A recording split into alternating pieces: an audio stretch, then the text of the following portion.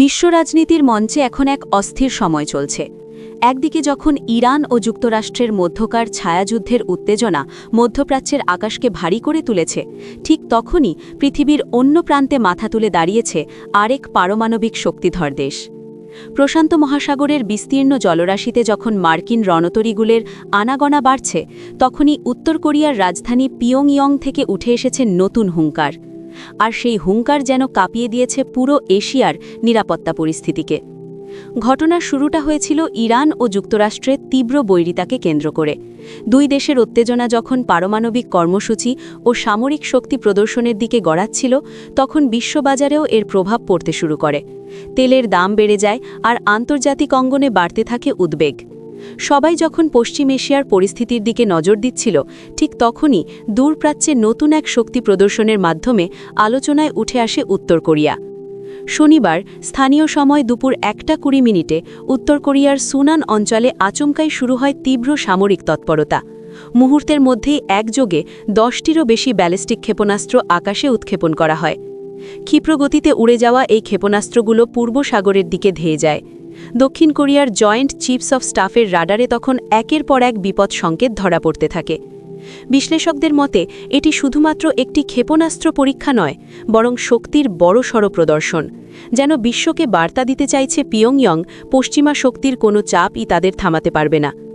জাপানের সংবাদ মাধ্যম এনএইচকে জানিয়েছে, ক্ষেপণাস্ত্রগুলো শেষ পর্যন্ত সাগরে গিয়ে পড়ে এবং সাগরের বুকে বিশাল জলস্তম্ভ তৈরি হয়।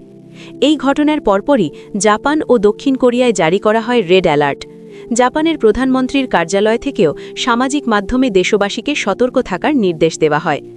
জাপানের কোস্টগার্ড ও প্রতিরক্ষা মন্ত্রণালয় এখন সাগর এলাকায় নজরদারি জোরদার করেছে, যাতে কোনো জাহাজ বা বিমানের ক্ষয়ক্ষতি হয়েছে কিনা তা নিশ্চিত করা যায়।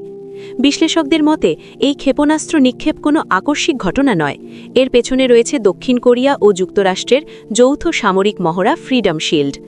19 মার্চ পর্যন্ত চলমান এই সামরিক মহড়াকে নিজেদের নিরাপত্তার জন্য হুমকি হিসেবে দেখছে উত্তর কোরিয়া। তাই এর জবাব হিসেবেই এই শক্তি প্রদর্শন বলে মনে করছেন অনেকেই। উত্তর কোরিয়ার প্রভাবশালী নেত্রী কিম ইয় জংও এ বিষয়ে কঠোর অবস্থান নিয়েছেন। তিনি স্পষ্ট করে জানিয়েছেন, যদি শত্রুপক্ষের সামরিক উস্কানি তাদের সার্বভৌমত্বের ওপর আঘাত হানে, তাহলে তার পরিণতি হবে কল্পনাতীত ভয়াবহ। আজকের এই ক্ষেপণাস্ত্র উৎক্ষেপণ যেন সেই হুমকিরই এক বাস্তব প্রতিফলন। মার্কিন প্রতিরক্ষা মহলেও এ নিয়ে উদ্বেগ বাড়ছে, কারণ গত বছরেও এমন ঘটনা ঘটেছিল। তবে এবারের মতো একযোগে এতগুলো ক্ষেপণাস্ত্র নিক্ষেপের ঘটনা তুলনামূলকভাবে বিরল। এই কারণেই পেন্টাগনের বিশ্লেষকরাও এখন নতুন করে পরিস্থিতি পর্যবেক্ষণ করছেন। এটি কি শুধুই একটি সামরিক মহড়া, নাকি ভবিষ্যতের বড় কোনো সংঘাতের পূর্বাভাস? সেই প্রশ্ন এখন আন্তর্জাতিক অঙ্গনে ঘুরপাক খাচ্ছে। ইরান সীমান্তে চলমান উত্তেজনা আর কোরীয় উপদ্বীপে উত্তর কোরিয়ার ক্ষেপণাস্ত্র পরীক্ষা, সব মিলিয়ে বিশ্ব রাজনীতি যেন নতুন এক অনিশ্চয়তার মুখে দাঁড়িয়ে। শান্তির পথ কি সত্যিই সংকুচিত হয়ে আসছে, নাকি কূটনৈতিক আলোচনার মাধ্যমে আবারও স্বস্তি ফিরবে বিশ্ব রাজনীতিতে? এটাই এখন দেখার বিষয়। ভিডিওটি যদি আপনার ভালো লাগে, তাহলে অবশ্যই একটি লাইক দিন। আর আন্তর্জাতিক রাজনীতি ও সামরিক পরিস্থিতির এমন গুরুত্বপূর্ণ বিশ্লেষণ পেতে আমাদের চ্যানেলটি সাবস্ক্রাইব করে পাশে থাকা বেল আইকনটি অন করে রাখুন। ধন্যবাদ।